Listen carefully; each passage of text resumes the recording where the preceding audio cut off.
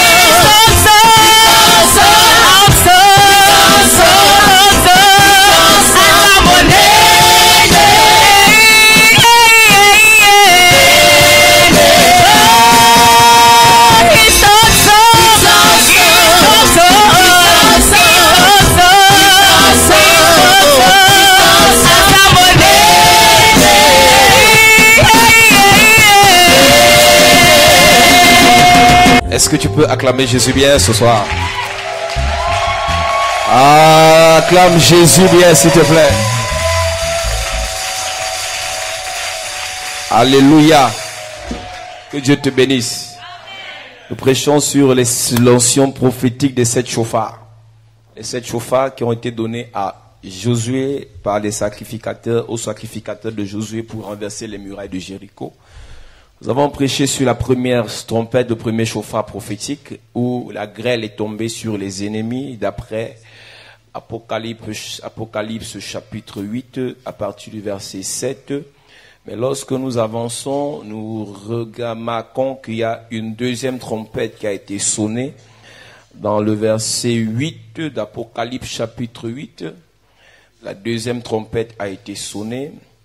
Le second ange sonna du chauffard et quelque chose comme une grande montagne embrasée par le feu fut jetée dans la mer.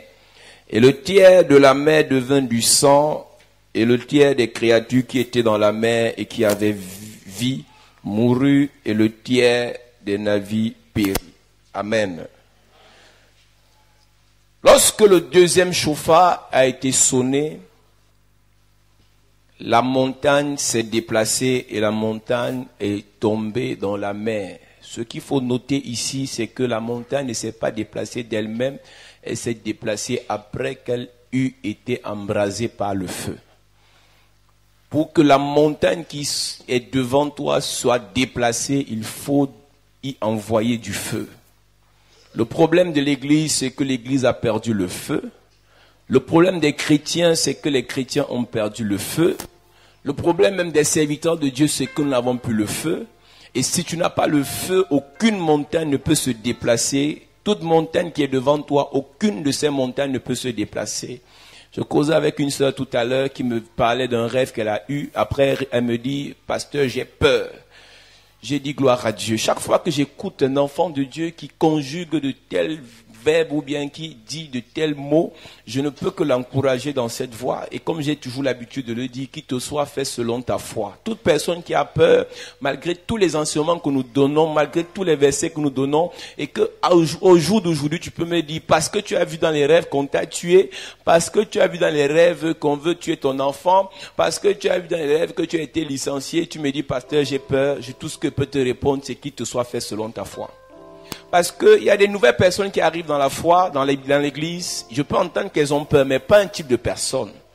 Un chrétien, un enfant de Dieu, un soldat de Christ, un général de Dieu, un colonel de Dieu, un capitaine de l'armée de Dieu peut me dire aujourd'hui qu'il a peur. Tout ce que je peux lui dire, c'est que Dieu te bénisse. Parce que de telles personnes, si elles marchent même avec toi, elles peuvent te contaminer leur peur. Dieu n'a pas séparé Josué et Caleb des 10 autres pour rien. C'est parce que les 10 autres allaient contaminer Josué et Caleb. Tu peux être rempli de foi, église. Tu peux être rempli de zèle. Mais si des gens qui ont peur s'associent à toi, ces personnes vont te contaminer leur peur. Église, le combat spirituel est quelque chose de réel. Mais pour combattre spirituellement, il faut avoir le courage. Jésus dit, je vous ai pas donné un esprit de timidité, mais un esprit de force et de courage. Si aujourd'hui, l'esprit de courage qui est en toi, parce que quand tu reçois le Saint-Esprit, c'est comme un package.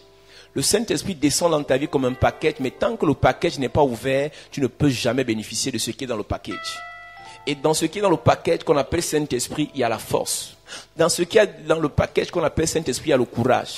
Mais beaucoup de personnes ont ce Saint-Esprit en eux, mais ils ont peur. Tu ne sauras jamais que tu as le courage et la force si tu n'as pas des difficultés en face de toi.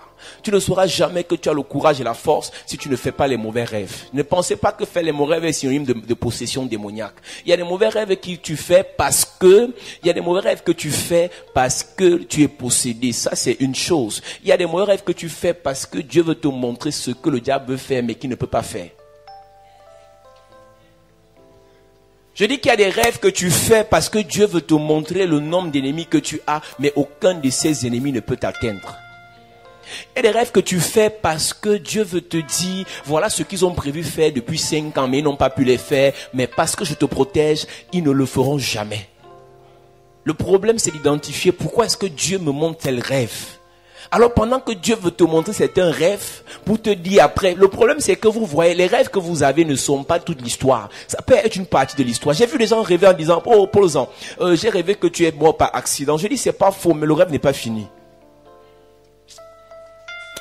Tu as rêvé qu'on m'a tapé, tu as rêvé que l'église s'est cassée, tu as rêvé que l'église s'est dispersée, mais c'est pas faux. Mais la vérité c'est que ton rêve est partiel, et toute vérité qui est partielle ou vérité tronquée est un mensonge.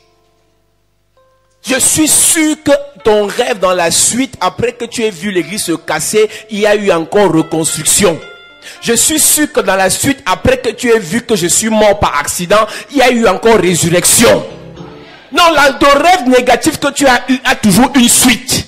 Et la suite du rêve négatif, c'est la résurrection, c'est la guérison, c'est la restauration, c'est la bénédiction, c'est l'élévation. J'ai envie de dire à quelqu'un, tout mauvais rêve que tu as eu cette année, toute mauvaise vision que quelqu'un a eu sur ta vie, je viens augmenter le rêve. Je viens ajouter une suite à ce rêve. Je prophétise. Oh, ma Bible déclare, le malheur atteint souvent le juste. Non, le malheur atteint souvent le juste. Le malheur atteint souvent le juste. La flèche peut atteindre le juste, mais le vestin n'est pas fini. Mais la phrase n'est pas finie. Mais l'Éternel le délivre toujours. Je prophétise dans ta vie. Je déclare par l'onction de Dieu. Si Job, après toutes ces années de souffrance, l'histoire de Job ne s'est pas arrêtée, je déclare par l'onction de Dieu. Je déclare par l'onction de Dieu. Ton histoire ne s'arrêtera pas sur une vision négative. Je dis ton histoire ne s'arrêtera pas sur une révélation négative. Tu vas prospérer, tu vas avancer, tu vas progresser. Dis-moi Amen. À cette église, Job dit, après tous ces événements négatifs, je reconnais que tu peux tout. Et que rien, nothing, que rien ne t'est impossible. Aucune chose. Dans les cieux, sur la terre, rien n'était impossible. Si à moi, Paul-Zan, c'est impossible, mais à toi, Dieu, ce n'est pas impossible. Si à mon pasteur, c'est impossible, mais à toi, Dieu, ce n'est pas impossible. Si la prière de ton pasteur n'a pas marché, mais la parole de Jésus va marcher.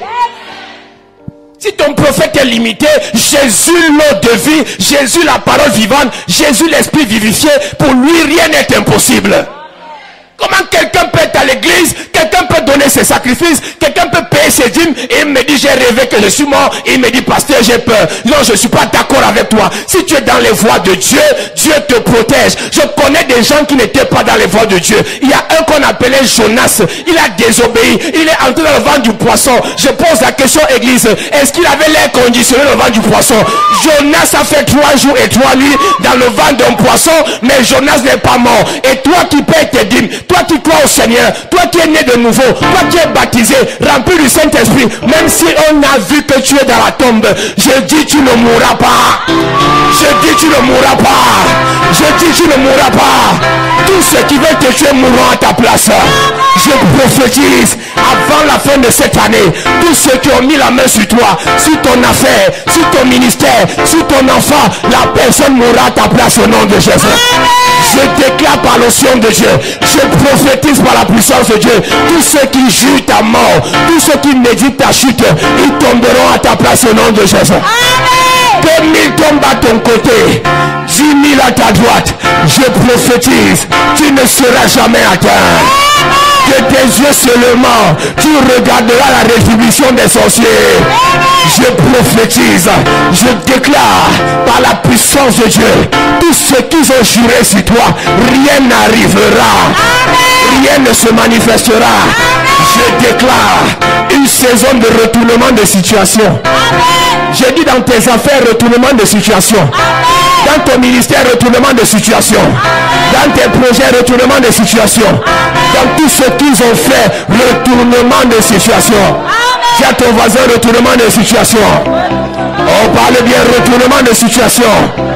Change de personne, dis retournement de situation. Oh, je veux que tu marches dans la salle et tu commences à parler à quelqu'un. Si tu parles à 10 personnes, il y a des situations qui seront retournées. Tes finances, retournement de situation.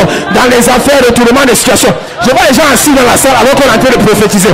Lève-toi et commence à marcher et dis retournement de situation. Lève-toi et commence à prophétiser et dis retournement de situation. Pendant que tu prophétises, je vois retournement de situation dans tes finances, dans tes affaires, dans ta destinée, dans ton ministère. Retournement de situation.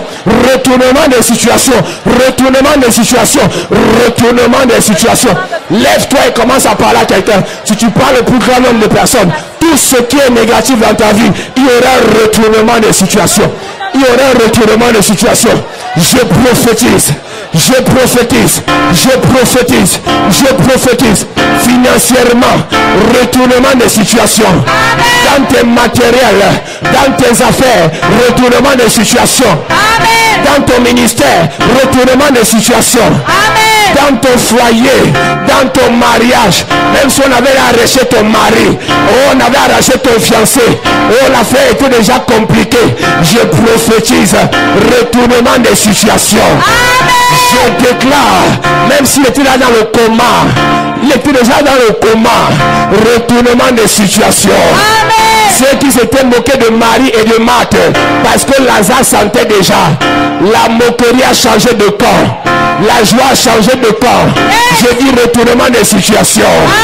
Ceux qui s'étaient moqués de Jésus, moqués de Marie, quand elle pleurait son enfant Jésus, ils ont dit, il a dit qu'il était roi des rois, Seigneur des seigneurs, qui se sauve maintenant. Mais après 3 jours, l'ange est venu rouler la pierre. Il y a eu retournement des situations. Et je prophétise, la pierre dans ta vie sera roulée. La pierre dans ta vie sera roulée. La montagne qui est devant toi sera renversée. La montagne qui est devant tes affaires sera ébranlée. Du retournement de situation. Retournement de situation. Du retournement de situation. Retournement de situation. À cette église. Et fais attention. Ne me cherchez plus là-bas. Oh. Dieu a changé mon adresse. Hey. Ne me cherchez plus là-bas. Il y a longtemps j'ai déménagé. Dans moins de 60 jours, tu changeras d'adresse. Amen. Il y a des gens qui m'énervent. Tu ne peux pas être fils ou fille de Paul Zan et tu es toujours en train de pleurer. Dès qu'il y a un petit rêve, tu pleures. Mais attends. Tu sais dans quelle alliance tu es? Tu sais dans quelle alliance tu te trouves? Dans l'alliance, dans notre alliance, il y a le retournement des situations dedans. Rassure-toi toujours. Il y aura toujours un temps, le diable va faire semblant de te menacer. Ça fait partie du suspense dans le film. Un film n'a pas le suspense quand du début à la fin, l'acteur est fort. Hey. Parfois, l'acteur est même fort, mais le réalisateur fait semblant d'affaiblir l'acteur. J'aime les films. Moi, je ne regarde pas les films comme toi, mais moi, j'aime regarder le film de Dieu. Parce que de tous les films que vous regardez là, le vrai film, c'est le film que Dieu tourne avec moi. Moi-même, je suis acteur dedans. Et tous ceux qui sont mes ennemis sont les bandits. Il y a le chef bandit, il y a les bandits secondaires, il y a les parasites qui aiment parler mal seulement. Ceux-là, je ne les gère pas. Moi, j'aime gérer le chef bandit. Amen. Et je vais te dire quelque chose. Le vrai chef bandit, c'est celui qui est derrière les bandits. C'est celui qui fait la force des bandits qui est le vrai chef bandit. Et c'est lui qu'il faut attaquer. Quand dans un film, quand tu tues un bandit, tu ne fais que tuer les bandits. Tant que tu n'as pas attrapé le chef bandit, le film ne finit pas. Donc si tu te concentres sur les petits bandits, les petits parasites, c'est pour ça qu'il y a certains films, l'acteur, quand il veut voir le chef bandit, tous les petits parasites, il les tue avec une main. Il veut voir le chef bandit. Mais toi, tu te concentres sur les gens qui critiquent ta tenue, critiquent tes chaussures, critiquent ta marche, critiquent ton ceci. Ce ne sont pas les chefs bandits, ils vont te perturber. J'ai tout dit, église, il y a une différence entre les ennemis et les parasites. Les parasites te perdent le temps. Il te dit mouf, faut que tu te retournes pour dire mouf aussi. Tu as gaspillé ta salive. Ne réponds pas mouf à tous ceux qui te disent mouf. Église, moi je ne réponds pas à tout le monde. J'ai fait ça avant quand j'étais jeune. Je ne suis plus jeune. Quand j'ai vieilli, depuis que j'ai vieilli, je ne réponds plus à tout le monde. Tu viens parler, même sur Internet, je te bloque, je ne réponds plus. Ma salive coûte cher. Ma salive coûte cher. La bouche qui bénit ne va pas maudire n'importe qui. Même maudit il y a des gens, même quand tu les maudis, c'est un privilège. C'est un privilège que tu le maudis. Tu ne dois même pas lui accorder l'importance. Il y a des gens qui se font de la renommée en parlant de Paul Biya. Ils veulent que Paul Biya réponde pour dire il m'a emprisonné parce que je l'ai insulté. Et c'est pour ça que je vais remarquer, le chef de l'État est l'une des personnes dans ce pays les plus silencieuses. Parce que s'il répond à tout le monde, les gens deviendront les stars. Tu veux vendre ton livre, écrit sur Samuel Eto'o. Il y a des non-nèmes qui deviennent des personnes reconnues parce qu'ils ont écrit sur les stars. Même dans l'évangile, vous entendez, s'il y a des gens qui n'ont aucun message, Dieu ne leur a jamais rien dit. Tout ce qu'ils prêchent, l'autre a dit, on ne dit pas. L'autre a fait, on ne fait pas. Tel est faux, tel est vrai. Parce qu'il n'a rien. Il n'a rien. Dieu ne lui a rien dit. Donc tu n'es pas obligé de répondre à tout le monde. Tu n'es pas obligé de considérer tout ce qu'ils disent, ils font contre toi. Tu n'es pas obligé. Tu es libre. L'esprit du prophète est soumis au prophète. Parlons de ce qui est utile.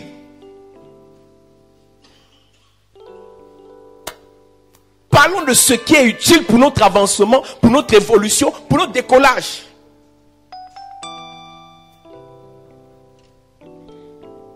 Oh, parce que tu as appris à la radio, on a dit que vraiment, j'écoute pas cette radio. J'écoute ça pourquoi? Si tu écoutes tout, tu dis tout, tu n'iras nulle part.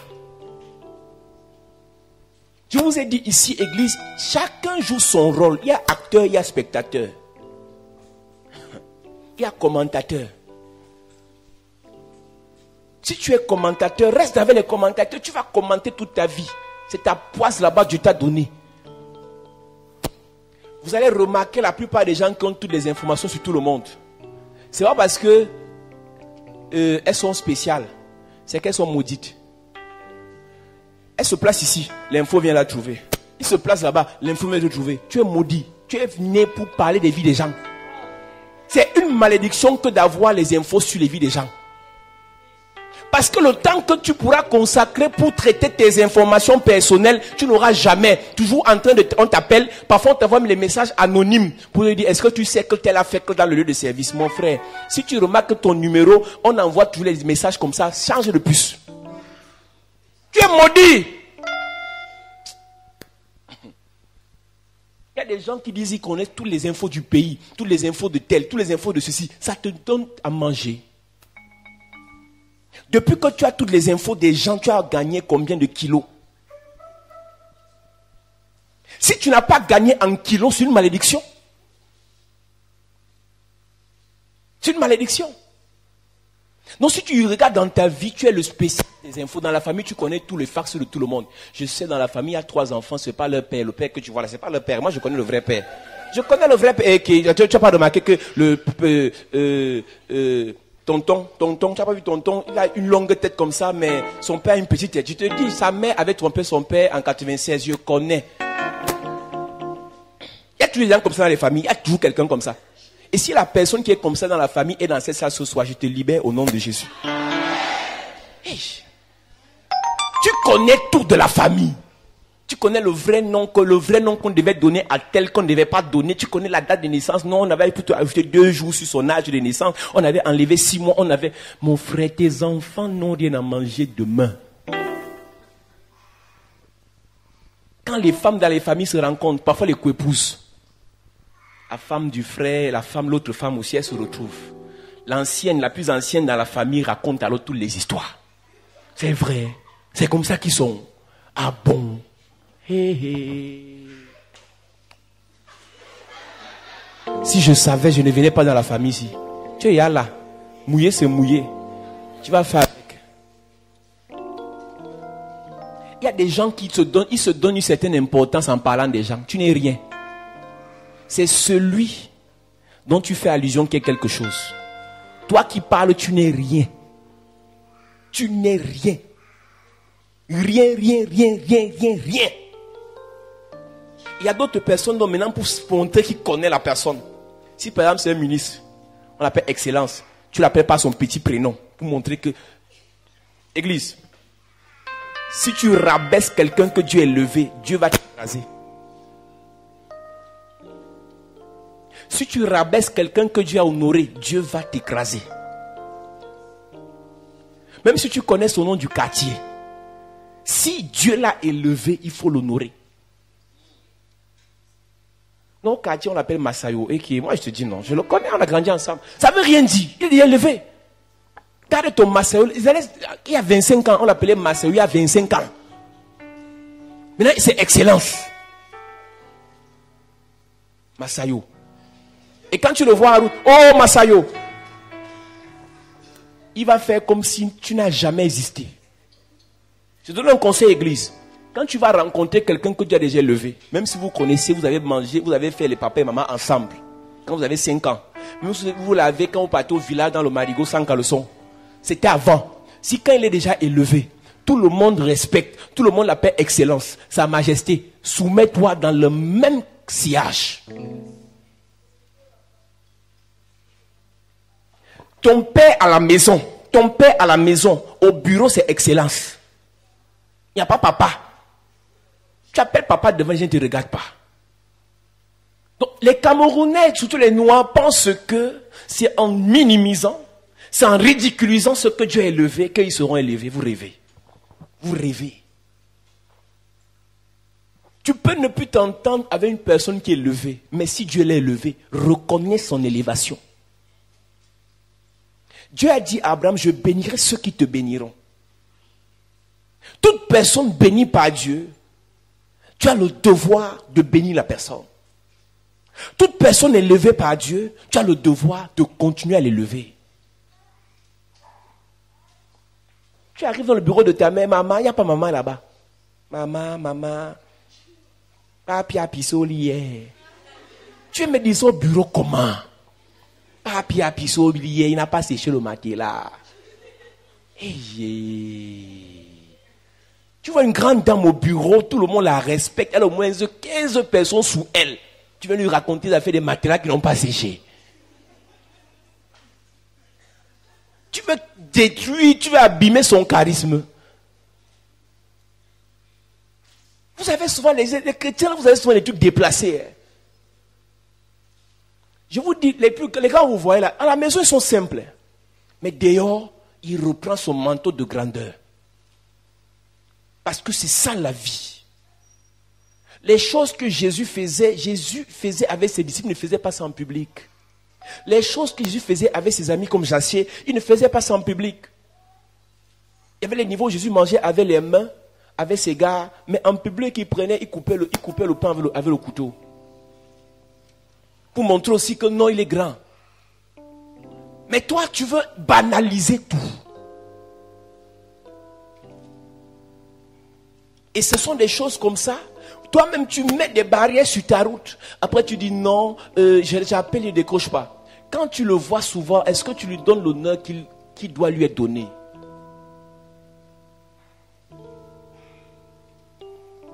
Est-ce que tu reconnais la place que la société lui a donnée?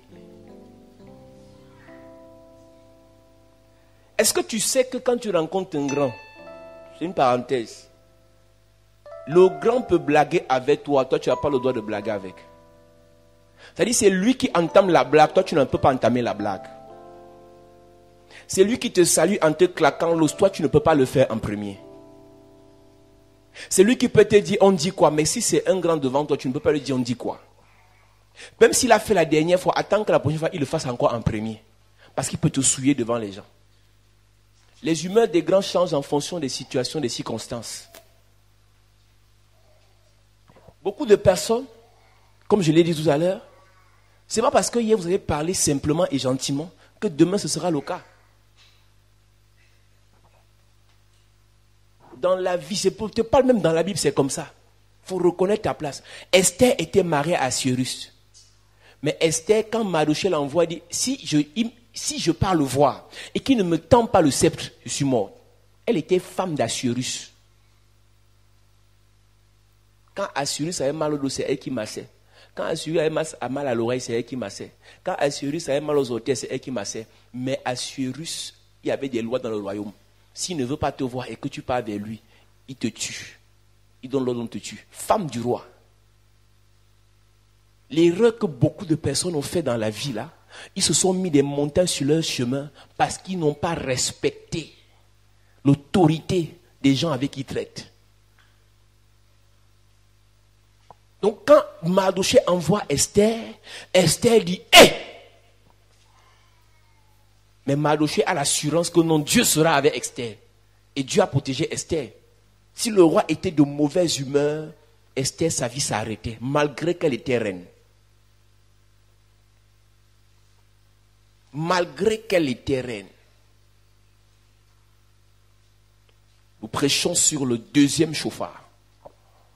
Lorsque le deuxième chauffard a été sonné, la Bible dit qu'une montagne embrasée par le feu s'est jetée dans la mer.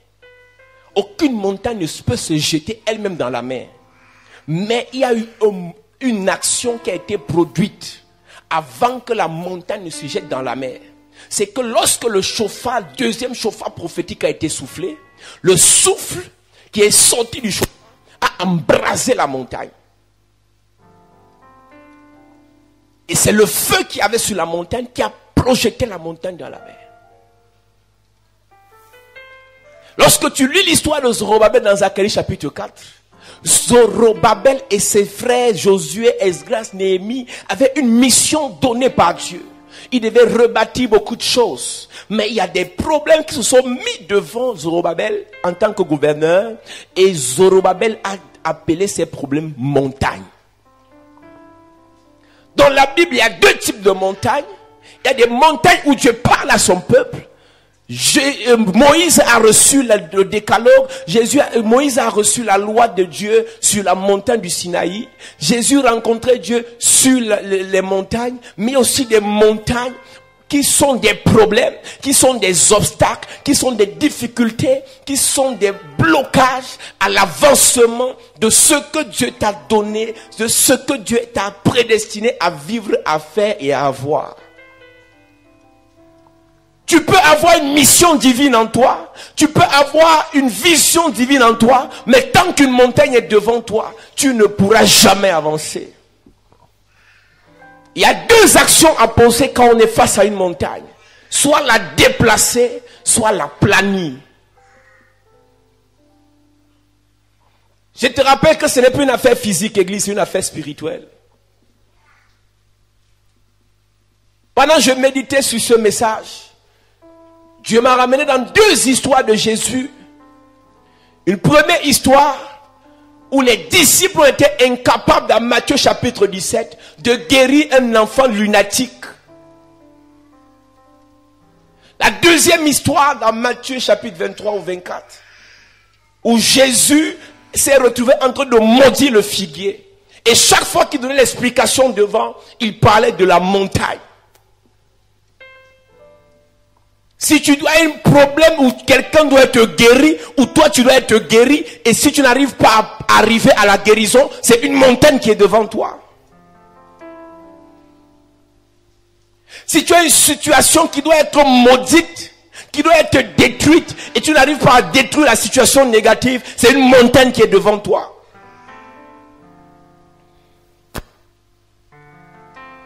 La Bible dit qu'on a amené l'enfant devant les disciples. Et aucun des disciples n'a pu chasser le démon de l'enfant. Et c'est le problème de l'église aujourd'hui. On a renvoyé la chasse des démons sur les prophètes, sur les pasteurs. Alors que Jésus a dit, voici les signes et les miracles qui accompagneront tous ceux qui auront cru. Aujourd'hui, quand quelqu'un chasse les démons, on a comme l'impression que il a vendu sa vie au diable. On a comme l'impression qu'il a trempé pour ça. Alors que c'est la chose la plus basique qu'un enfant de Dieu doit faire. Toute personne qui peut chasser un démon peut chasser une montagne. Parce qu'en fonction des démons, chaque démon représente une montagne. Si c'est un petit démon, c'est une petite montagne. Si c'est un grand démon, un puissant démon, ça devient un mont.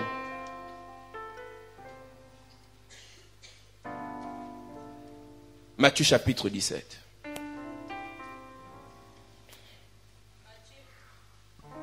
Matthieu chapitre 17, à partir du verset 14. Il est écrit: lorsqu'ils furent arrivés près de la foule, un homme vint se jeter à genoux devant Jésus et dit: Seigneur, aie pitié de mon fils qui est lunatique et qui souffre cruellement. Il tombe souvent dans le feu et souvent dans l'eau.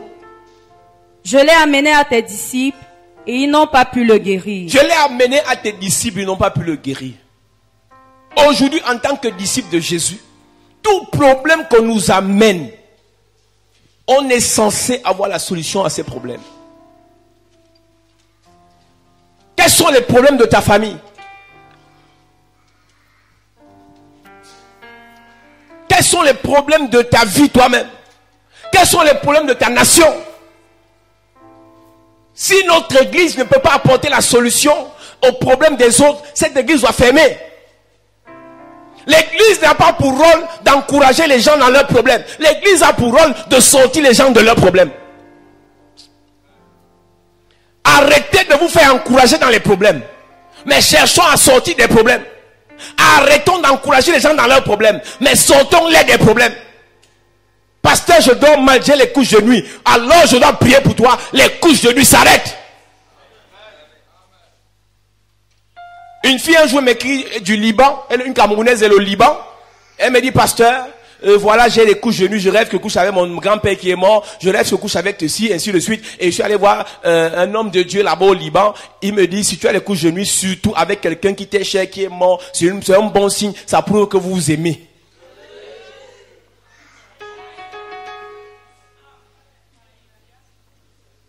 J'ai écouté des pasteurs dire à la télé que si tu manges dans les rêves, ce n'est pas tuant. Il faut qu'on ajoute le jus sur ça.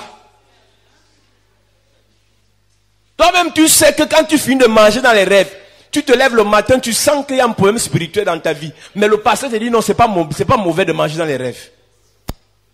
On ne vient pas à l'église, on ne vient pas à Jésus pour continuer à souffrir. On vient à Jésus avec nos fardeaux et nos charges pour qu'il nous décharge. Et toi, en tant que disciple, tu as le devoir de guérir l'enfant lunatique. À cause de ses épilepsies, à cause de ses maladies, il se retrouve en train de se jeter lui-même dans le feu. T'as pas pitié?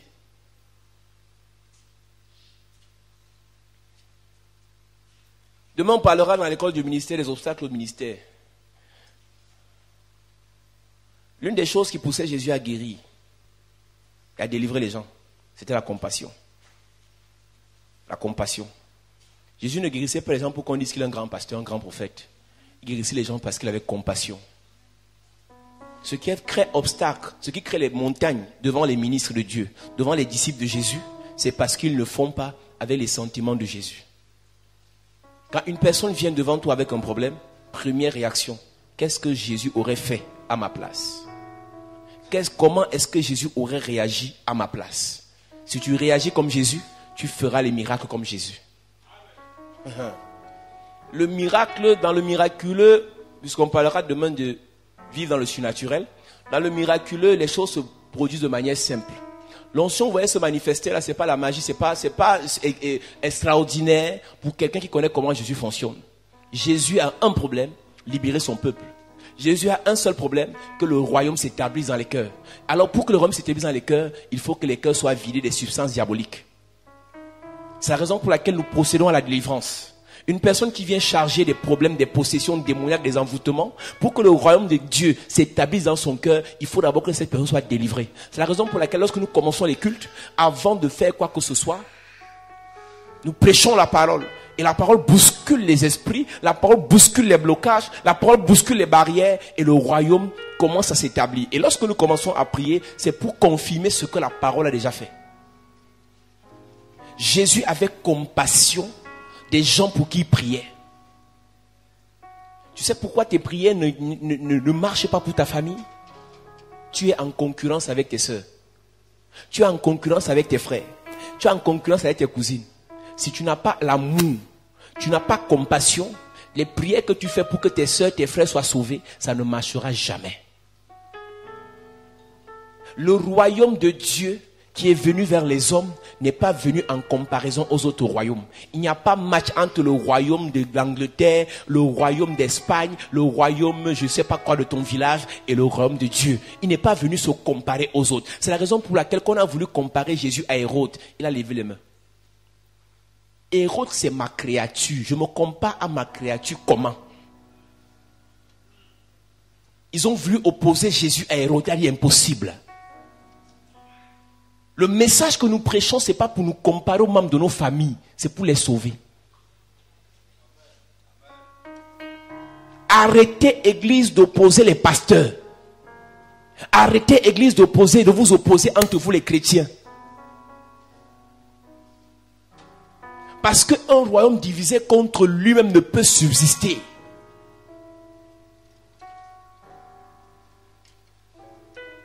Nous enseignerons aussi sur le mystère du corps. L'une des choses qui fait en sorte que l'œuvre de Dieu n'avance pas, c'est qu'on n'a pas maîtrisé et compris le mystère du corps. Le corps, comment le corps fonctionne. Pour évoluer dans la vie spirituelle, en tant qu'Église, nous devons respecter le mystère du corps. On parlera de ça demain, Église, à l'école du ministère. L'Église est limitée en termes de miracles. L'Église est limitée en termes de bénédiction matérielle, en termes de bénédiction financière, en termes d'élévation de grandeur, parce qu'on ne respecte pas le mystère du corps. Dans le corps, il n'y a pas de désordre. Tout est synchronisé. Quand le désordre s'installe dans un corps, alors le corps n'est plus dirigé.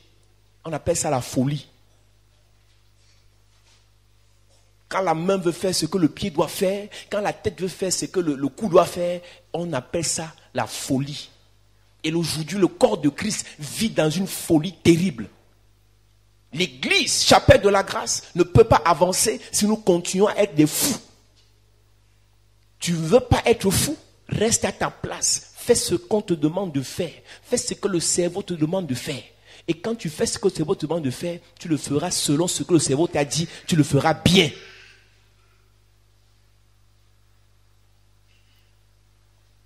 On a amené l'enfant devant les disciples, ils n'ont pas pu le guérir. Et Jésus, au lieu de s'attaquer d'abord aux démons, s'est attaqué à ses disciples. Parce que si Jésus chassait directement le démon, il n'aurait pas accompli sa mission. Avant de chasser les démons, Jésus devait d'abord former les chasseurs de démons. Quand tu arrives à l'église avec ton problème, mariage à faire, blocage à faire, envoûtement à faire, possession à faire, finance à faire, avant de chasser les problèmes qui te poursuivent, on doit te former aussi. Parce que tu ne dois pas seulement être le chassé, mais tu dois devenir un chasseur. Depuis 3 ans, 4 ans, 5 ans, on ne fait que chasser des démons sur toi. On ne fait que chasser des démons sur toi. Tu vas chasser des démons sur les gens quand? Pose la question à ton voisin, tu vas chasser les démons quand? Dis à ton voisin, tu vas chasser des démons quand? Tu parles comme si tu avais peur de lui. Touche quelqu'un à côté, tu dis, tu vas chasser des démons quand? Il dit qu'il a peur. Il dit qu'il a peur. Bon, demande à ton voisin, je vais chasser des démons quand? Dis-lui maintenant, moi je vais chasser des démons quand? Dis que je vais chasser des démons quand? Hey. L'église doit être constituée des chasseurs. Chasseurs. Tu arrives dans ton quartier comme ça, au carrefour, il est possible qu'à 3 heures du matin, un sorcier soit venu se laver là et posséder l'entrée du quartier. Tu chasses les esprits là. La présence d'un enfant de Dieu dans un immeuble doit introduire l'immeuble dans une vie paisible. Tu n'es pas dans cet immeuble pour dormir bien. Tu es aussi dans cet immeuble pour que tout l'immeuble dorme bien. Seulement parce que tu es dans l'immeuble, s'il y avait un serpent, ta présence chasse le serpent. Et si le serpent veut insister, tu l'écrases. Église, pose la question à ton voisin, tu vas chasser des démons quand? Tu vas écraser serpent quand? C'est à partir de là où l'église devient importante pour une société. Si l'église n'est pas importante pour la société, on va la fermer. Depuis tu vas dans les églises, on te voit souvent rentrer à 23 heures, avec la poussière partout, avec la grosse bouteille d'eau, la grosse bouteille d'huile, avec la grosse Bible. Le problème dans notre famille, ta présence, ça a changé quoi? Chaque jour, les bouteilles d'eau, la poussière sur la tête, l'huile sur la tête. Tu aimes sortir avec les habits propres, tu reviens les habits sales. Ça nous sert à quoi? Je vous ai dit église. Vous dites qu'on vous déteste dans les églises. Moi, je vous dis une vérité. On ne vous considère pas parce que votre église ne sert à rien. Votre croyance ne sert à rien. Vos prières ne servent à rien. Vous priez et plus quoi? Depuis que vous priez, est-ce que la réussite est revenue dans la famille? Depuis que vous priez, est-ce que les finances sont débloquées dans la famille? Depuis que vous priez, est-ce que les mariages sont revenus dans la famille? Dis à ton voisin, prends tes responsabilités. Là, deviens nerveux, ne ris pas avec ton voisin, touche-le et tu dis, prends tes responsabilités. Hey. Les disciples, leur problème, c'était de discuter les postes. Je suis premier ministre, je suis ministre des Finances, je suis ministre de la Culture, je suis ministre de la Communication. Ton travail, c'est de chasser les démons et non être ministre. Puisqu'on est dans un pays où pour s'enrichir, il faut être ministre. Pour s'enrichir, il faut faire la politique. Pour s'enrichir, il faut sortir de l'ENAM. Alors même dans l'église, on fait ça. Il faut un poste pour être bien. Non! Prends tes responsabilités en chassant les démons. Tu auras de la valeur quand tu apporteras la solution aux gens. La création tout entière attend. Je vous ai dit ici, église, dans l'alliance où je suis avec Dieu, Dieu apporte la solution à mes problèmes quand j'apporte la solution aux problèmes des gens. Quand j'ai un problème, je m'active à servir. Et pendant que je sers Dieu, Dieu me sert. Et pendant que Dieu me sert, il active ses fils et ses filles à me servir aussi. Ça, c'est l'alliance que j'ai avec Dieu. Quand je vois un truc négatif dans ma vie, qui arrive ou qui veut arriver ou qui est arrivé, je ne m'inquiète pas sur mon sort, je m'inquiète sur le sort des autres. Est-ce que je peux sauver une âme aujourd'hui? Est-ce que je peux prier pour une personne de plus? Est-ce que je peux aider une personne de plus? Plus je le fais, plus Dieu le fait doublement dans ma vie, parce que la Bible déclare, celui qui arrose. Les mathématiques avec Dieu, tu dois changer ta façon de calculer.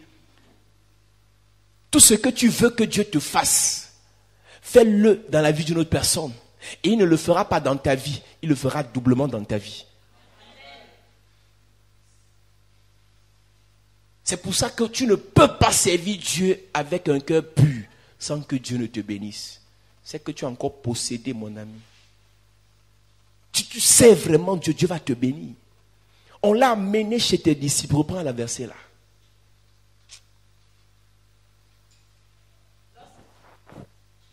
Lorsqu'ils furent arrivés près de la foule, un homme vint se jeter à genoux devant Jésus et dit, « Seigneur, aie pitié de mon fils qui est lunatique et qui souffre cruellement. » Il dit, aie pitié parce que les disciples n'ont pas eu pitié.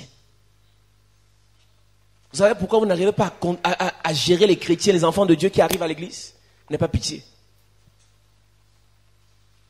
La compassion. S'il arrive à dire Jésus aie pitié, c'est parce que les autres n'ont pas eu pitié. Lorsqu'on dit participons, mettons-nous ensemble, donnons pour que l'évangile soit prêché dans le monde entier. Il n'est pas intéressé. Il y a des gens qui m'écrivaient chaque soir, pasteur, vraiment le message était bien. Depuis qu'ils demandent de faire les sacrifices, ils ne m'écrivent plus. Ils n'écrivent plus. Ça ne les intéresse pas de donner. Quand il faut donner pour les autres, ça ne les intéresse plus. Je n'ai pas besoin que vous appréciez les messages que je prêche. J'ai besoin que vous participez pour que le message soit de plus en plus répandu. Je ne prêche pas pour vous faire plaisir. Je prêche pour que les gens soient sauvés. Et tout ce que Dieu te demande, toi qui as été associé à cette commission, participe, donne de ce que tu as pour que l'écho soit répandu. M'écris après pour me dire le message était bon, ça ne me sert à rien, je vous assure. Ça ne me donne aucune couronne parce que le message était bien, mais il y a des centaines de milliers de personnes qui n'ont pas reçu parce que tu as refusé de partager le message sur ta page Facebook. Tu viens écouter le message en cachette. Au lieu de le partager à un ami qui a besoin d'écouter la parole de Jésus, tu ne partages pas, mais tu m'écris en cachette comme Nicodème. Maître, tu as bien prêché. Tu es méchant. Tu es méchante. Parce que tu veux défendre ton honneur. Il ne faut pas qu'on dise que tu es dans les églises. Alors je ne peux pas. Même pour écrire Amen, il n'écrit pas. Mais il est toujours connecté. Il n'écrit pas Amen de peur qu'on le cible, on le remarque. Vous voyez comment les chrétiens sont méchants? Les chrétiens sont méchants. Parce qu'il a peur qu'on dise que tu es dans les églises. Parce qu'il a peur qu'on dise que tu es avec le jeune pasteur bandit là. C'est tout ça ton problème. Voilà ton problème. Tu ne veux pas qu'on dise que tu es avec le jeune pasteur bandit là. Tu n'as pas pitié. Il y en a qui veulent se suicider ce soir. Qui avaient besoin d'entendre seulement Jésus. Jésus t'aime. Et tout ce que tu avais à faire, partage la prédication. Tu as honte. Tu veux seulement qu'on commence à bombarder la prière sur ta tête. Et dès qu'on finit la prière, il n'attend même pas la fin, il se déconnecte. Parce qu'il sait qu'à la fin, on peut dire que bon, vous pouvez participer, l'offrande a fait. Non, il ne veut même pas entendre. Il ne veut même pas entendre. Quand on prêche, Amen, Amen, Amen, on prophétise, Amen, il tombe, il se relève, Amen, le téléphone tombe, il se relève, Amen, Amen. On dit, donnez l'argent, l'offrande. Escroc pasteur, je savais qu'il était comme ça. Mais je parle sur la prédication du pasteur Marcelo, du pasteur Ivan, parce que là-bas, il ne demande pas l'argent. Tu es un bandit, tu es un méchant, tu es un égoïste. Tu es même un vampire. Aucune pitié.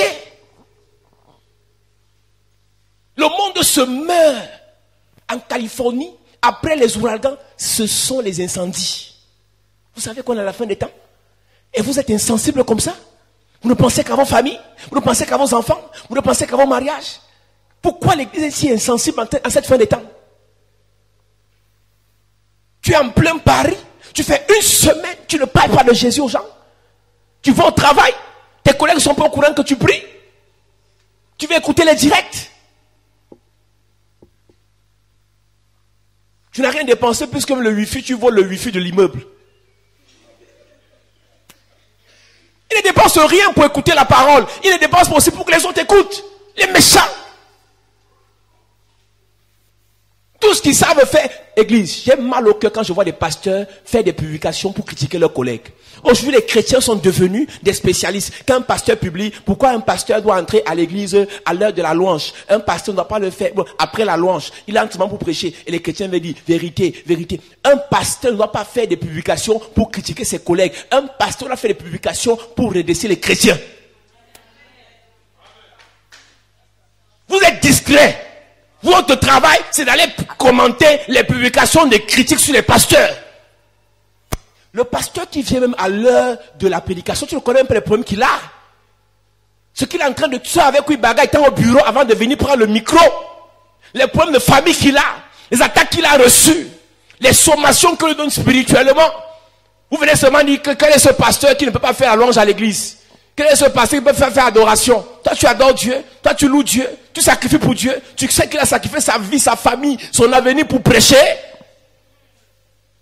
Vous connaissez les problèmes des pasteurs? Tous les pasteurs qui prêchent n'ont pas échoué. Mais ils ont abandonné certaines choses pour être là. Maintenant les chrétiens leur travail, dès qu'un pasteur qui n'a pas de message public contre les autres pasteurs, ils viennent se verser dedans. Ils deviennent des critiqueurs des pasteurs. Ils ne peuvent même pas avoir pitié de ceux qui arrivent à l'église, de ceux qui ont besoin de l'évangile. Les disciples de Jésus ont failli refuser la formation parce qu'ils n'avaient pas pitié. Ayez en vous les mêmes sentiments qui étaient en Jésus. Philippiens chapitre 2. Lequel existant sous forme de Dieu n'a pas regardé être égal à Dieu, mais s'est dépouillé lui-même. J'ai mal quand je vois les collègues faire le désordre comme ça sur Internet. Vous voulez donner les cours au pasteur? Faites ça en conseil de pasteur et non sur Internet. Les enseignements sur les pasteurs, ce n'est pas sur Internet. Sur Internet, il y a beaucoup plus de chrétiens bandits que les pasteurs. Si tu as remarqué un pasteur qui le fait, écris à ce pasteur inbox et aux chrétiens qui sont connectés sur ta page, parle-leur de la parole. Demande-leur de prêcher l'évangile. La mission Jésus a donnée en donnant l'ordre divin, le premier ordre divin dans le dernier chapitre de Matthieu chapitre 28, il dit, allez et faites de toutes les nations mes disciples. Et non allez et contrôler les pasteurs. Et non aller critiquer le fait que les pasteurs ne font pas la louange d'adoration dans les églises. Si Dieu te donne le cœur ou le cerveau d'un pasteur pendant 2 minutes, tu vas exploser. Et le pasteur qui publie ça sait comment les pasteurs souffrent. Il connaît les difficultés de ses collègues. Mais pour avoir les j'aime, on publie une bêtise comme ça.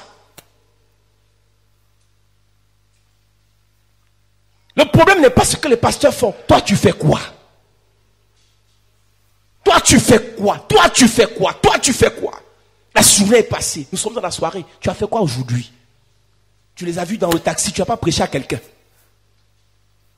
Tu es monté sur la moto. Le motoman est rempli de parties dans le corps. Tu n'as pas prêché.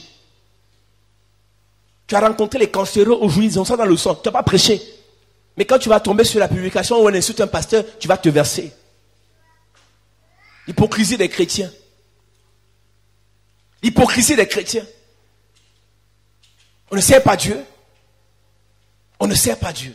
Et c'est la raison pour laquelle on n'a pas de langue enflammée. Et tant que tu n'as pas une langue enflammée, ce que tu diras ne pourra pas enflammer la montagne. Et si la montagne n'est pas enflammée, elle ne se jettera pas dans la mer.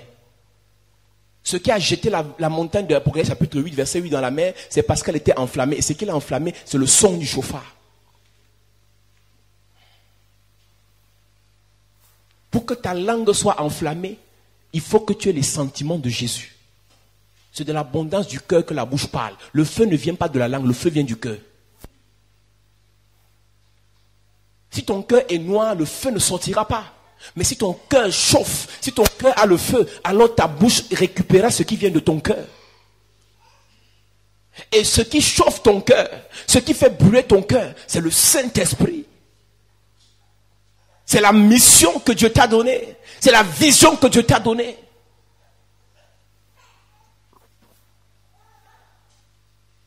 Un prophète me demandait, pasteur, je n'ai pas compris pourquoi tu m'as enlevé de tes amis. Je vais rester ami avec toi pour quelle base? On ne fait pas les mêmes choses. Quand je vois un pasteur qui fait des publications qui n'ont pas de sens, je ne veux pas rester là. Parce qu'on n'a pas les mêmes problèmes. De plus en plus, on est dans la logique de faire pour plaire aux hommes.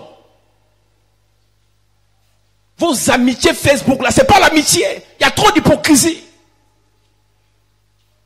Celui qui te met j'aime aujourd'hui ne le mettra pas demain. J'ai vu des gens qui commentaient le message en janvier. Aujourd'hui, nous ont bloqué. Ce n'est pas l'amitié. Pasteur prêche, pasteur prêche, pasteur prêche. Aujourd'hui, on n'est plus de Dieu parce qu'on ne prêche plus ce qu'ils aiment. Ce n'est pas l'amitié. Faisons ce que Dieu nous a demandé de faire. Disons ce que Jésus nous a demandé de dire. Ils n'ont pas eu pitié. Reprends la partie là. Ils n'ont pas eu pitié. Aie pitié. Il a dit, Jésus, aie pitié de moi. Seigneur, aie pitié de mon fils qui est lunatique et qui souffre cruellement. Et qui souffre cruellement. La nation souffre cruellement. Parce qu'il n'y a pas les gens qui peuvent prêcher l'évangile. Vous voulez seulement qu'on vous donne le palais de sport gratuitement pour aller prêcher? Non! Ton téléphone par WhatsApp, envoie le message. WhatsApp est gratuit. Je ne te demande pas d'envoyer les messages copier-coller. Écris un message qui vient du cœur. Et non un message qui vient des copier-coller. Je vous ai dit n'envoyez plus les messages, ça ne sert à rien.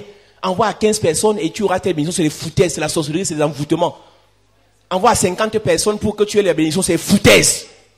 Que Dieu te parle le matin lorsque tu médites et tu écris un message qui vient de ton cœur et tu partages ça, toute ta playlist, ta liste est mis. N'envoyez plus les conneries là aux gens, on t'envoie ça, tu supprimes. Envoie à 50 personnes le message de l'amour, c'est la fête de l'amour. Alors si tu dis à quelqu'un que je t'aime, c'est foutaise. Le matin, tu te lèves, tu finis de prier, tu médites, Dieu te donne un verset biblique, tu le mets, tu fais un résumé et tu partages. Tu vas voir qu'il y aura plus d'impact. Les messages, vous copiez, là, ne lisent même pas ça. Pas ça fatigue, ça décharge la batterie pour rien. Ayons pitié pour notre nation. Ayons pitié pour nous qui sommes en France. Ayons pitié pour nous qui sommes en Belgique. Ayons pitié pour ceux qui sont en Italie. Ayons pitié pour ceux qui sont en Espagne. Ayons pitié pour ceux qui sont en Russie. Ayons pitié et prêchons-leur la bonne nouvelle. Tout ce qui t'intéresse, c'est que non, ta fille a des problèmes. Tout ce qui t'intéresse, c'est que non, ton fils a des problèmes. Tout ce qui t'intéresse, non, ayons d'abord pitié. Oui. Il tombe souvent dans le feu et souvent dans l'eau. Je l'ai amené à tes disciples et ils n'ont pas pu le guérir. Ils n'ont pas pu le guérir. Oui. Race incrédule et perverse. Jésus n'a arrêté de parler avec le monsieur. Il s'est retourné vers ses disciples. Tu sais combien ils étaient assis? Chacun était assis à côté de Jésus. Ils sont venus voir Jésus. Jésus était au premier banc. Ils étaient derrière avec les pieds croisés. Judas d'un côté, Pierre de l'autre côté, il buvait les champagnes.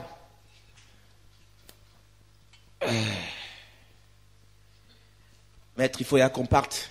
On nous attend dans une croisade là, il faut qu'on aille se faire voir.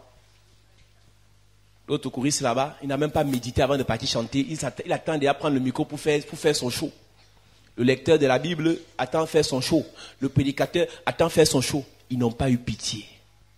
Les chrétiens, les pasteurs, nous n'avons plus pitié. On attend le moment pour faire le show. On attend le moment pour faire le show. On n'a plus pitié de ce peuple-là qui attend la vraie parole qui vient du cœur de Dieu. On ne prend plus le temps pour demander à Dieu ce que le peuple veut pour le prêcher. On prêche ce qu'on veut, on prêche ce qui va plaire, on prêche ce qui va encenser les gens, on prêche ce qui va endiabler les gens, on prêche ce qui va attirer les gens. On ne prêche plus par pitié pour sauver, pour libérer, pour délivrer, pour restaurer. Qu'est-ce que le peuple va aimer ce soir? C'est ça que je veux bombarder. Église, moi je ne suis pas comme ça. Tout ce que je programme, je fais presque jamais. Je prépare tous les messages pour les prêcher, mais je ne prêche jamais plus de 10% de ce que j'ai préparé. Parce que je laisse mon cœur être conduit par l'esprit. Peut-être tu es venu ce soir pour que la pierre écrase tes ennemis, mais la pierre va vous écraser ton cœur.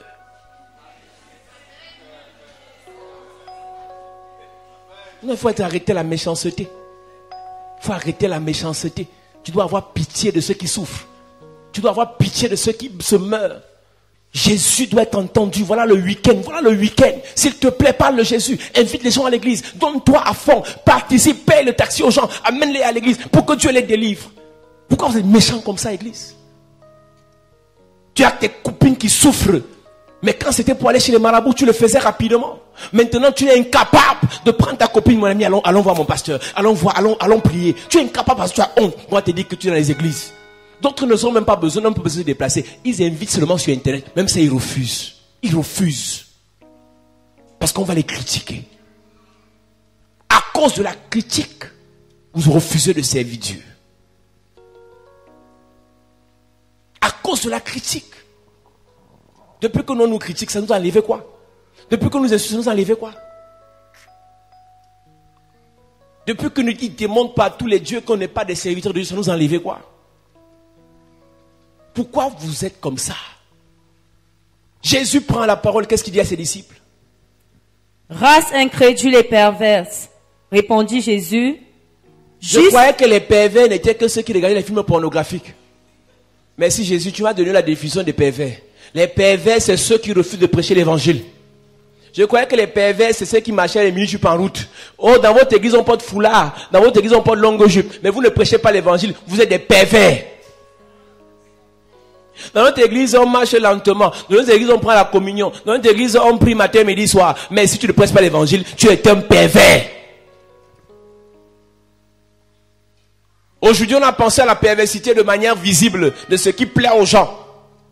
On fait l'effort de plaire à la société, mais on ne plaît pas au royaume. Nous ne sommes pas membres de la société, nous sommes membres du royaume de Dieu. Porte ton foulard comme tu veux. Porte le kaba quand tu marches en route, quand tu viens à l'église. Porte la longue jupe d'Isaora. Mais si tu ne sers pas Dieu, tu ne sauves pas les âmes, tu es un pervers. Oui. Jusqu'à quand serai-je avec vous? Jusqu'à quand vous supporterai-je? Vous voyez ça? Marcher avec les gens qui ne prêchent pas l'évangile, c'est les supporter. Vous êtes les fardeaux pour l'église. Marcher avec les gens qui ne sauvent pas les âmes, c'est pénible. Première ligne, si vous n'avez pas prêché l'évangile aujourd'hui. Deuxième ligne, personne n'a prêché l'évangile. Si je demande la combien a amené quelqu'un à l'église aujourd'hui, je ne suis pas sûr qu'il y a 10 personnes. Vous êtes des fardeaux pour l'église. Ceux qui sont connectés, alors c'est grave. Je vous dis que sur 10 personnes connectées, 80% n'ont pas invité. Tu vas sur sa page internet, ils n'ont pas partagé le message parce qu'il a honte. Jusqu'à quand est-ce que Jésus va vous supporter? Mais quand il faut aller sur un débat, les faux pasteurs, oh, il a tous les arguments. Mais quand on dit débat faux chrétien, il fuit. Tout pasteur est d'abord un chrétien. Mais tout chrétien n'est pas un pasteur. Donc avant de parler des faux pasteurs, parlez d'abord des faux chrétiens. Que chacun parle un peu de sa catégorie. Parlez de vos camarades. Parlez de vous-même. Jusqu'à quand est-ce que je vais vous supporter? Oui. Jusqu'à quand vous supporterai-je? Amenez-le-moi ici.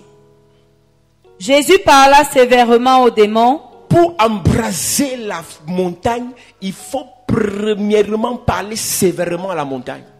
Amen. Ce soir, on va parler à toute montagne qui est sur ton chemin.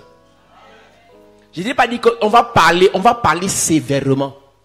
On va parler violemment. On va parler avec agressivité. Jésus parla sévèrement, oui. Jésus parla sévèrement aux démons qui sortit de lui. Et l'enfant fut guéri à l'heure même. Lève-toi, on va prier. Maintenant, tu vas prier, église. On n'a pas le temps pour aller sur le figuier. Jésus parla sévèrement. Jésus parla durement. Jésus parla violemment. Pour embrasser les montagnes, il faut parler avec violence, église. Je ne connais pas la montagne qui a sur ta route. Je ne connais pas la montagne qui a sur ton chemin. Tu veux comprendre comment on fait pour chasser les démons? Tu veux comprendre comment on fait pour parler aux situations? Les situations changent. Il faut parler violemment. Il faut parler sévèrement. Est-ce que tout le monde peut se mettre debout ce soir? Tu Père au nom de Jésus. Père au nom de Jésus. Enflamme ma langue ce soir. Enflamme ma langue ce soir. Enflamme ma bouche ce soir. Enflamme ma bouche ce soir. Enflamme mon cœur ce soir. Enflamme mon cœur ce soir. Enflamme mon corps ce soir. Enflamme mon corps ce soir. Pour enflammer les montagnes. Pour enflammer les montagnes. Pour déplacer les montagnes. Pour déplacer les montagnes. Père au nom de Jésus. Au nom de Jésus. Mets ton feu dans ma bouche. Mets ton feu dans ma Mets bouche. ton feu dans mon cœur. Mets ton feu dans mon Pendant que cœur. je prie. Pendant que je En prie. claquant les mains. Commence à prier maintenant. Père, au nom de Jésus, mets ton feu dans ma bouche. Mets ton feu dans mon cœur. Est-ce que tu peux faire cette prière à Dieu? Est-ce que tu peux taper les mains fort? Demande à Dieu maintenant que son feu descende sur ta langue. Que son feu embrasse ta langue. Que ton feu embrasse ta bouche. Que son feu descende maintenant dans ta vie. Et qu'il embrasse les montagnes. Qu'il embrasse les montagnes. Qu'il embrasse les montagnes. Est-ce que tu peux prier? Est-ce que tu peux prier? Est-ce que tu peux prier? Est-ce que tu peux taper les mains très fort? Invoquer le feu de Dieu. Invoque le feu de Dieu. Invoque le feu de Dieu. Invoque le feu de Dieu. Que bouche, enflamme ma langue, enflamme mon cœur, enflamme mon corps pour ton évangile, pour ta parole. Père, au nom de Jésus, enflamme-moi ce soir, enflamme-moi ce soir, enflamme-moi ce soir.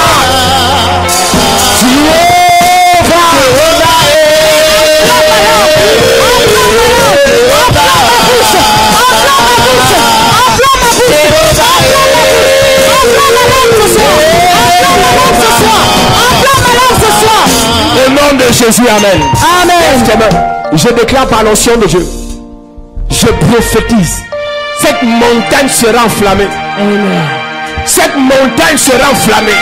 Amen. La montagne qui est dans ta famille, la montagne qui est dans ton village, la montagne qui est devant toi, la montagne qui est devant tes projets, je prophétise, je déclare par l'onction de Dieu, par la puissance de Dieu, par l'autorité de Dieu, tu reçois le feu sur toi. Tu enflammeras les montagnes. Amen. Tu enflammeras les situations négatives. Amen. Ce soir, je dépose le feu sur toi. Arrête de prier, lève tes mains. Tu dois recevoir. On ne reçoit pas en priant, on reçoit en écoutant. On ne reçoit pas en parlant, on reçoit en écoutant. Il y a beaucoup de personnes, lorsqu'il faut recevoir, ils sont en train de prier. Le temps pour prier est passé. Maintenant, moi, je prie pour toi. Et ce que je dis, le ciel va te donner ça. Je prophétise. Je déclare. Ton corps sera enflammé. Les serpents qui avaient pour habitude de te lécher, les serpents qui avaient pour habitude de t'avaler, les serpents qui avaient pour habitude de te contrôler, à partir de maintenant, tu es enflammé par le feu. Tu es enflammé par le feu. Tu es enflammé par le feu. Je prophétise que le feu de Dieu, que le feu de Dieu, que le feu de Dieu tombe sur toi maintenant. Amen. Maintenant. Amen. Puissance de Dieu, onction de Dieu, autorité de Dieu, localise des personnes. Localise des personnes. Ils avaient pour habitude de te toucher, de t'étrangler. Je vois des personnes ici. Dans tes rêves, on vient t'étrangler. Dans tes rêves, on vient te menacer. Dans tes rêves, on vient t'appuyer. Parce que tu n'es pas enflammé. Mais ce soir, par l'onction de Dieu, par l'onction de Dieu, Esprit de Dieu, localise-les. Localise-les. Je vois 7 personnes enflammées instantanément par le feu. Enflammées automatiquement par le feu. Puissance de Dieu. Puissance de Dieu. Puissance de Dieu. Sur tes mains, sur tes pieds, le feu. Tout ce qu'ils ont fait dans ta vie, le feu descend. Le feu descend. Le feu descend. Le feu descend. Puissance de Dieu. Puissance de Dieu. Puissance de Dieu. Puissance de Dieu. Tout domaine de ta vie, toute partie de ton corps qui a été envoûtée, et on a dit maladie, on a dit cancer, j'enflamme cette partie. Le feu descend sur toi. Le feu descend sur toi. Toute maladie dans ton corps est enflammée ce soir. Toute présence négative, le feu tombe dessus. Dans ton ventre, dans ton bas-ventre, sur ta tête, tu as souvent les maux de tête. Les maux de tête chroniques, parce que les sorciers ont l'attitude de toucher ta tête comme ils veulent. Mais ce soir, le feu tombe sur ta tête. Le feu tombe sur ta tête. Amen. Puissance de Dieu. Puissance de Dieu. Enflamme ma soeur. Enflamme mon frère. Pendant que le son descend sur toi, toute maladie est détruite. Toute maladie est détruite. Toute maladie est détruite. Puissance de Dieu. Puissance de Dieu. Puissance de Dieu. Puissance de Dieu. Commence à libérer. Commence à délivrer. Commence à restaurer. Cette montagne sera enflammée. Cette montagne sera enflammée.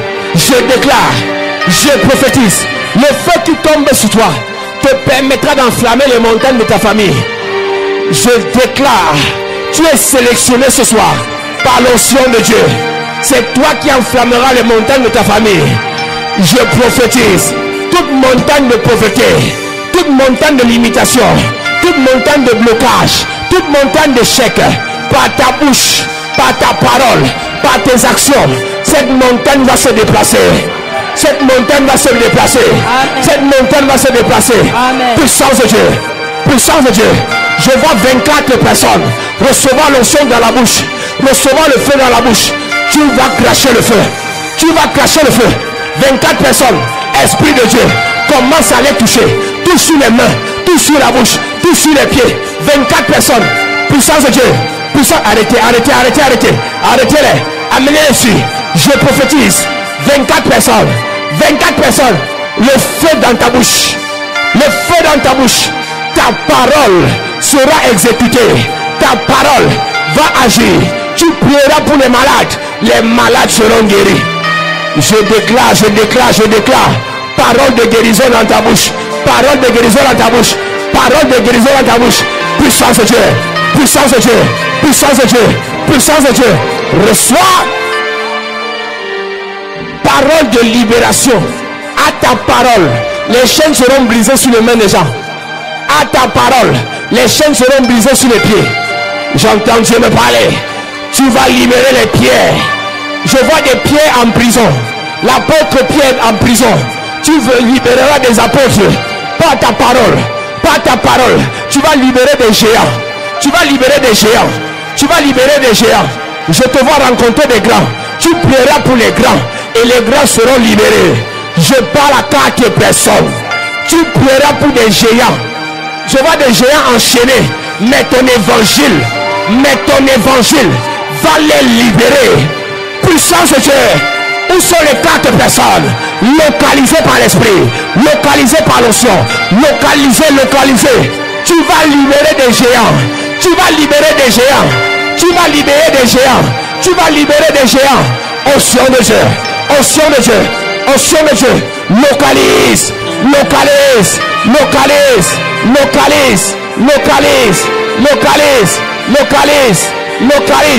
Tu vas libérer des géants. À ta parole, ils seront dérivés. À ta parole, ils seront délivrés. Reçois l'onction là. Dans ta bouche. Dans ta bouche. Dans ta bouche. Dans ta bouche. Dans ta bouche. Prends ça.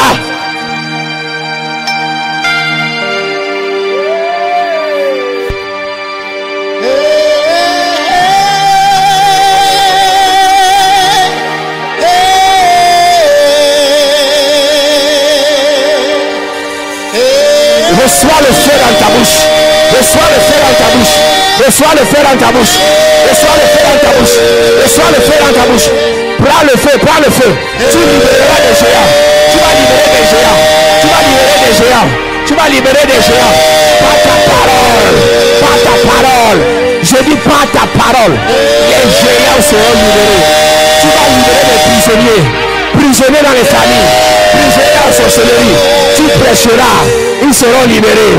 Ils seront délivrés. Ils seront restaurés. Reçois. Tu vas libérer des géants par ta parole. Ta parole va enflammer les montagnes. Ta parole va enflammer les montagnes. Ta parole va enflammer les montagnes. Puissance de Dieu. Puissance de Dieu. Puissance de Dieu. Puissance de Dieu. Tu libéreras des géants. Je prophétise. On t'a trop minimisé. On t'a trop sous-estimé. Mais ton niveau, mais ta place, c'est auprès des grands. Auprès des grands. Auprès des grands. Auprès des grands. Reçois. Prends.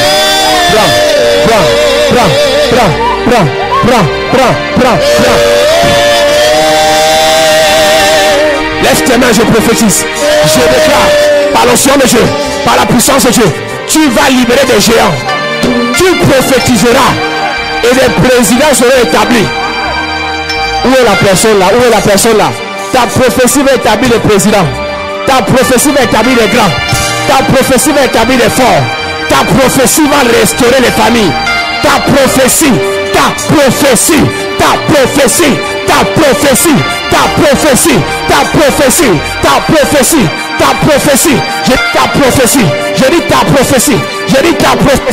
Je dis ta prophétie.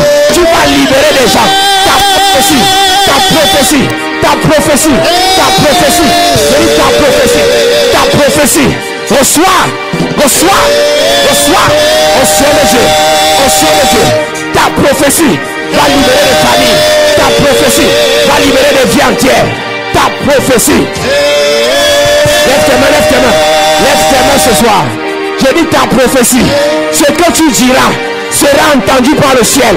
Ce que tu diras va enflammer des montagnes. Je dis ta prophétie. Ce que tu diras, c'est ça qui va arriver. Ce que tu diras, c'est ce qui sera exécuté. Reçois. My God, anointing power. Holy Ghost. Holy Ghost, Holy Ghost, Holy Ghost, Holy Ghost, Holy Ghost, Holy Ghost, Holy Ghost, Holy Ghost. Ta parole va enflammer des montagnes. Ta parole va enflammer des montagnes. Ta parole va enflammer des montagnes. Reçois. Lève tes mains, je déclare. Par l'onction de Dieu, par la puissance de Dieu, par l'autorité de Dieu, tu enflammeras des montagnes. Tu libéreras des montagnes. Tu restaureras des montagnes. Tu déplaceras des montagnes. À ta parole, ils seront libérés. À ta parole, ils seront restaurés. À ta parole, ils seront transformés. Ce que tu diras libérera ta famille. Ce que tu diras libérera tes frères. Ce que tu diras restaurera l'église. Ce que tu diras, c'est ce que tu diras que le ciel fera. C'est ce que tu diras que l'enfer exécutera. Reçois l'onction dans ta bouche. Reçois l'onction dans ta bouche.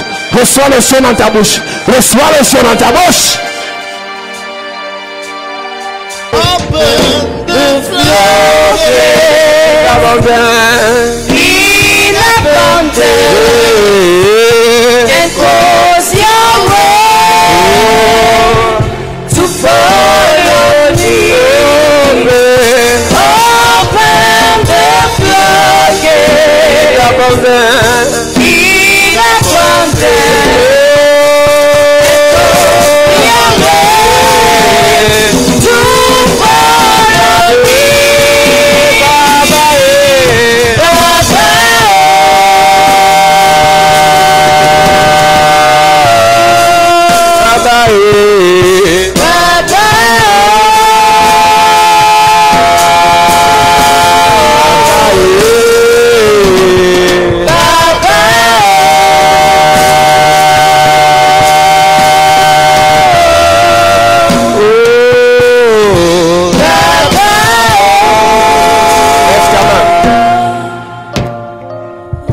Je déclare par l'onction de Dieu, je déclare par la puissance de Dieu, tout ennemi qui est sur ton chemin, tout ennemi qui est sur le chemin d'un de tes membres de ta famille, tout ennemi qui est sur le chemin de ton enfant, de ton parent, de ta destinée, de ton avenir, il est écrasé par cette pierre au nom de Jésus.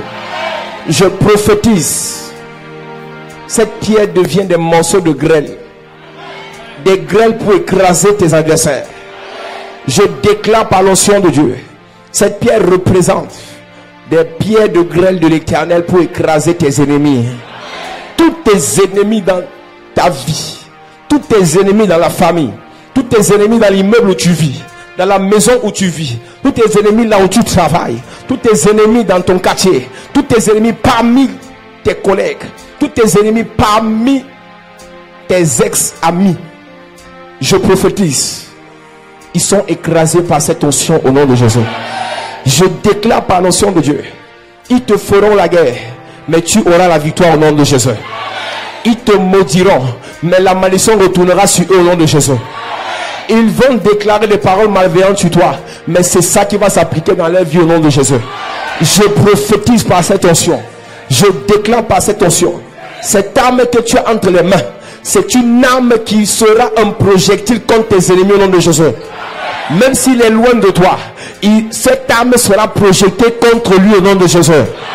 Tout Goliath de ta famille, tout Goliath de ta vie, tout Goliath de tes affaires, tout Goliath de tes entreprises, je prophétise, ce Goliath sera foudroyé par cette pierre de grêle au nom de Jésus.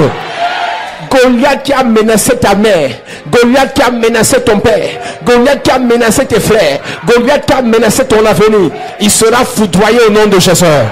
Il sera foudroyé au nom de Jésus. Il sera foudroyé au nom de Jésus. Je déclare par l'onction de Dieu, à cause de Goliath, le peuple a été paralysé pendant 40 jours et 40 nuits.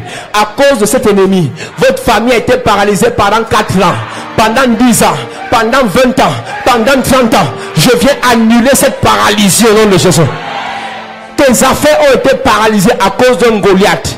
Ton ministère a été paralysé à cause d'un Goliath. Ta famille a été paralysée à cause d'un Goliath. Mais c'est une pierre dans les mains. C'est une pierre dans les mains de David qui a délivré le peuple de Dieu. C'est une pierre dans les mains de David qui a terrassé Goliath. Je prophétise. Tu es le David de ta génération. Tu es le David de ta famille. Tu es le David de la chapelle de la grâce. Je prophétise.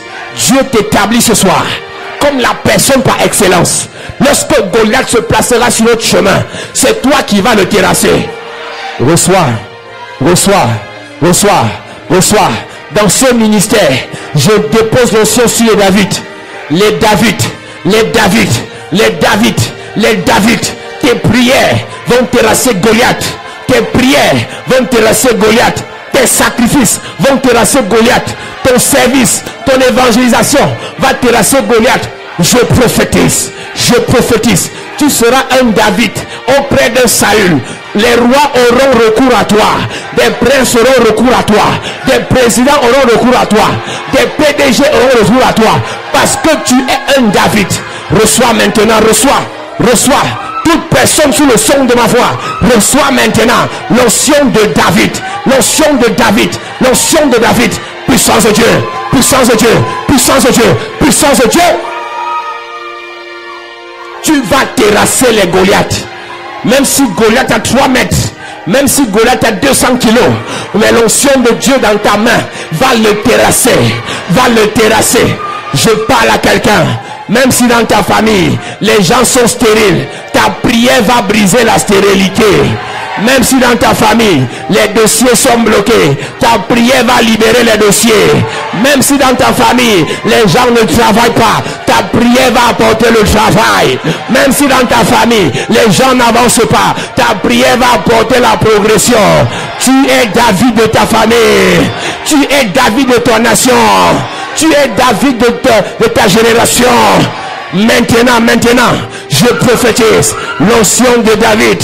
L'onction de David, après avoir bataillé, David a eu la royauté. Après la bataille, David a eu la royauté. Reçois maintenant l'onction de la royauté. Reçois l'onction de la royauté. Tu es une David. Tu es un David. Après les combats, viendra la royauté. Après les combats, viendront la couronne. Maintenant, je vois la couronne sur ta tête. Je vois la couronne sur ta tête. Je vois la couronne sur ta tête. Puissance de Dieu. Puissance de Dieu. Puissance de Dieu. Puissance de Dieu. Reçois.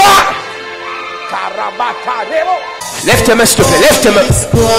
Pendant que je chante ce chant, j'ai vu Dieu déposer la couronne de la royauté sur les combattants.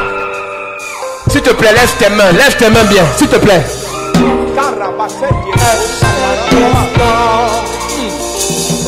C'est mon histoire. Sécurité, soyez prêts. Soyez prêts. Il y a 34 personnes ici. Il y a 34 personnes ici. 34 personnes sont localisées. C'est mon histoire.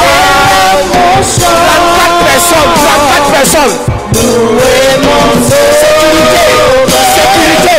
Amenez-les. 34 personnes. Oh, c'est mon histoire.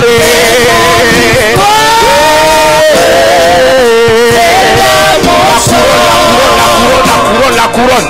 C'est mon histoire.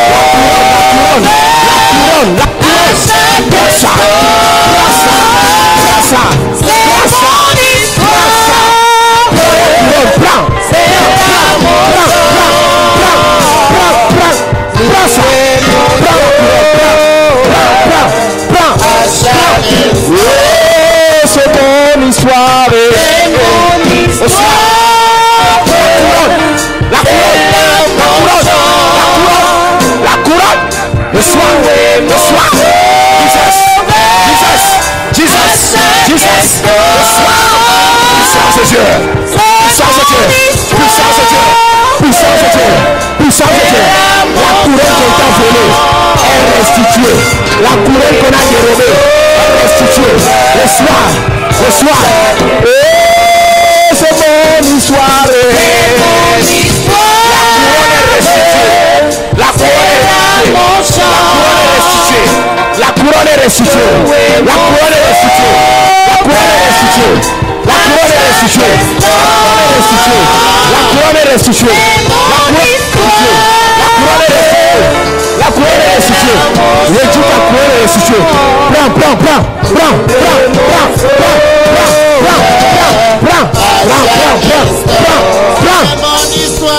C'est mon histoire.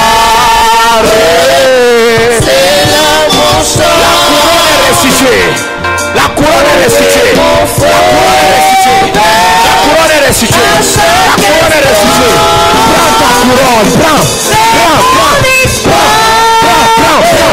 Prends ta couronne. Prends ta couronne. La royauté c'est pour toi. La grandeur c'est pour toi. La gloire c'est pour toi. L'élévation c'est pour toi. Prends. C'est mon histoire. C'est là mon chant.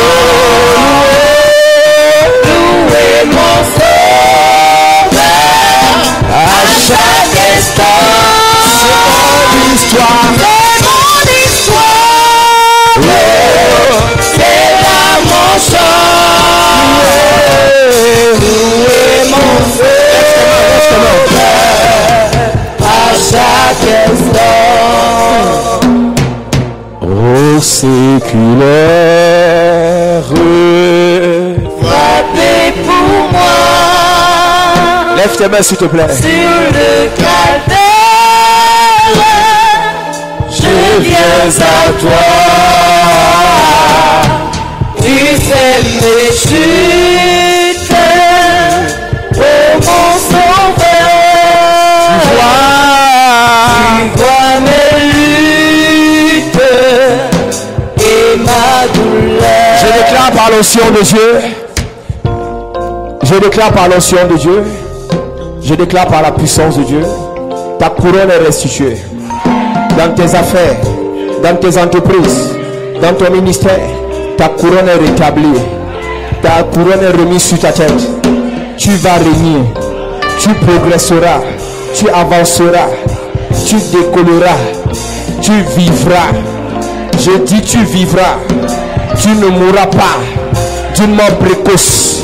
Tous ceux qui ont prédit ta mort, ils mourront à ta place. Tous ceux qui ont prédit ta chute, ils tomberont à ta place. Au nom de Jésus. Dis Amen bien. Dis encore Amen. Amen. Une dernière fois Amen. Amen. Est-ce que tu peux acclamer Jésus bien? Mon premier est le salut. Mon second, la transformation. Mon troisième, la gloire. Mon tout est la chapelle de la grâce. Bienvenue à la chapelle de la grâce. Tu cherches un lieu de culte où le nom du Seigneur est invoqué en esprit et en vérité. Tu veux grandir dans ta foi selon la parole de Dieu. Tu es fatigué d'aller d'église en église. Tu recherches le miracle authentique au nom puissant de Jésus-Christ. Alors, bienvenue à la chapelle de la grâce. La chapelle de la grâce est un lieu de transformation de destinée au travers de la parole vivante. Viens adorer le Seigneur avec nous dans un cadre paisible et glorieux où la beauté et l'esprit ne font qu'un. Tout ceci au travers d'un homme qui a été mandaté et oint par le Seigneur Jésus-Christ pour changer ta destinée. Le major de sa génération, le révérend pasteur Paul Zang. Alors, joins-toi à nous afin d'adorer notre Seigneur Jésus-Christ. Nos jours de culte sont les suivants. Mercredi, culte d'enseignement et d'impact, 16h-20h. Jeudi, culte de puissance et de délivrance, 16h-20h. Vendredi, apothéose d'onction de délivrance et de guérison, 16h-20h. Dimanche, grand culte de célébration, de louange et d'adoration, de 9h à 12h. La chapelle de la grâce est située en Gousseau, fin cimetière, derrière la station Pétrolex. Infoline 663 33 33 31. Yes! Chapelle de la grâce. Là où il y a la grâce, il n'y a pas de disgrâce. Ah oui.